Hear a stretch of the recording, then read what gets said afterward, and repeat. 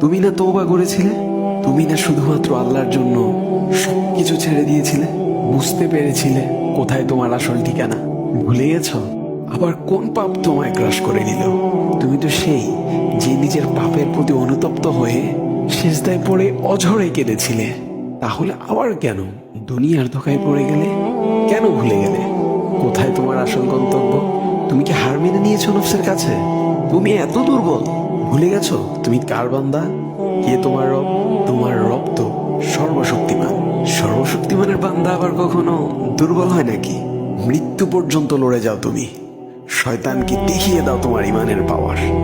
শয়তানের ধোকায় পড়ে অনেক পাপ করে ফেলেছো, তাই নিরাশ হয়ে গেছো তুমি, তাই না? তুমি কি জানো না তোমার রব কতটা মহান? তিনি তো তোমাকে ক্ষমা করার জন্য অপেক্ষা করছেন। তাই ফিরে আসো সেই রবের দুয়ারে, যার দুয়ার কখনো বন্ধ হয় না। ভিডিওটি ভালো লাগলে একটি শেয়ার করে দিবেন। হয়তো